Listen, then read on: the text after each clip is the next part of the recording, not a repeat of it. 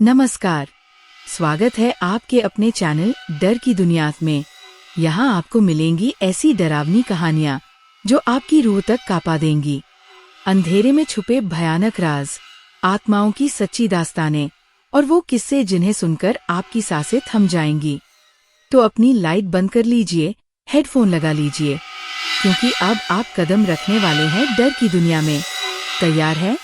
चलिए अंधेरे में उतरते हैं। श्रापित पुस्तकालय, मौत के पार मोहब्बत। रात का तीसरा पहर था।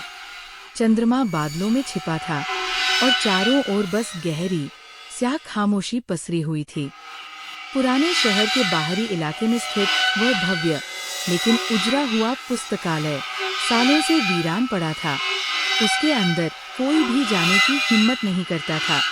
लोगों का कहना था कि वहाँ कुछ अनदेखी परछाइयाँ रहती है, कोई ऐसी ताकत जो अब भी जीवितों की दुनिया से बंधी हुई है। ये पुस्तकालय पहले सिर्फ किताबों का घर नहीं था, यह आरव और मीरा के प्रेम का मूक साक्षी भी था। आरव और मीरा कॉलेज के विद्यार्थी थे, दोनों किताबों के शौकीन। दोनों को ये पुराना पुस्तकालय बहुत प्रिय था। वे रोज छुप छुप कर यहाँ मिला करते, किताबों के पीछे, धूल भरी अलमारियों के बीच, जहाँ दुनिया की नजरों से दूर उनका प्यार परवान चढ़ता था। लेकिन दुनिया प्रेमियों की शत्रु रही है और उनकी कहानी का अंजाम भी भयावह होना था। कॉलेज के ही एक लड़के करण को मीरा से एक तरफा प्रेम था, लेकिन मीरा सिर्फ आरव की थी। ये सच्चाई करण बर्दाश्त नहीं कर सका।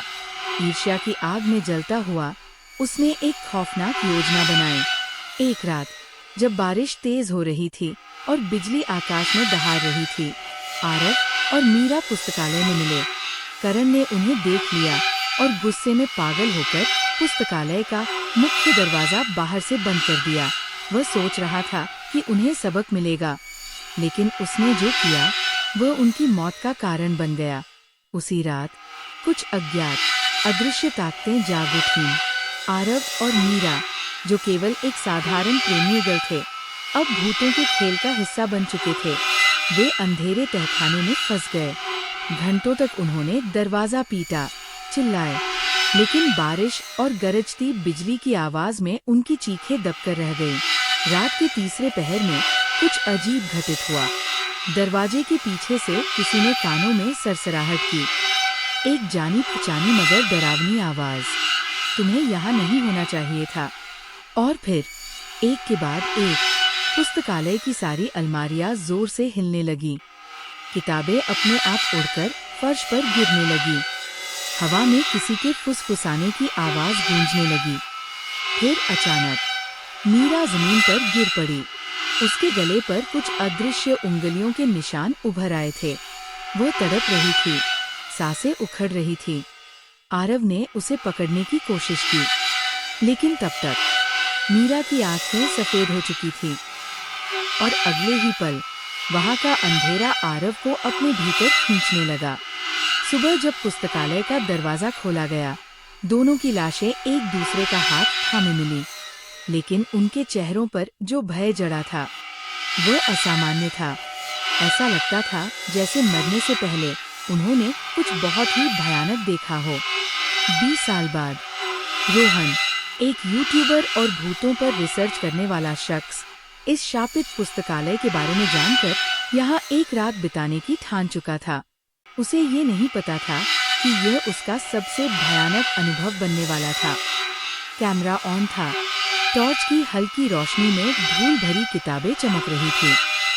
हर कोना सुनसान था, मगर हवा में एक अजीब सर्दपन था। पहली अजीब चीज तब हुई जब अचानक एक पुरानी किताब जमीन पर आ गिरी। उस किताब के पन्ने खुद ब खुद पलटे और एक पेज पर जाकर रुक गए। हम अब भी यहाँ हैं, इंतजार में। रोहन का दिल तेजी से धड़कने लगा। तभी पीछे से किसी लड़की की धीमी हंसी सुनाई दी। तुम्हें यहाँ नहीं आना चाहिए था। कैमरे में एक धुंधली परछाई दिखी। अचानक दरवाजे खुद ब खुद जोर से बंद हो गए। रोहन ने इधर उधर देखा और तभी उसने देखा मीरा की आत्मा, वही सफेद आंखें, वही डरावनी हंसी। वह रोहन की ओर बढ़ रही थी। उसकी चाल इंसानों जैसी नहीं थी। जैसे हवा में तैरती हुई आ रही हो।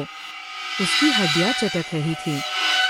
रोहन चीख कर भागा, लेकिन जैसे ही उसने बाहर निकलने की कोशिश की, किसी ने उसका हाथ पकड़ लिया। ठंडा, बर्फ जैसा हाथ। आरव अब उसके सामने खड़ा था। उसकी आंखों में कोई इंसानियत नहीं थी, बस एक खालीपन, एक काला शून्य। अचानक रोहन का कैमरा बंद हो गया। स्क्रीन पर सिर्फ एक शब्द चमकने लगा, अब तुम्हारी बारी है। सुबह लोग आए, मगर रोहन वहाँ नहीं था।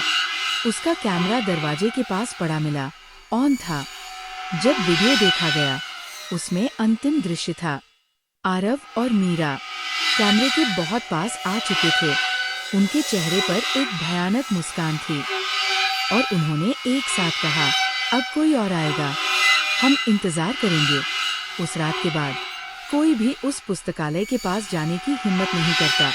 लेकिन कभी कभी जब रात गहरी होती है और हवा चलती है, कोई फुसफुसाहट अब भी सुनाई देती है, हम अब भी यहाँ हैं।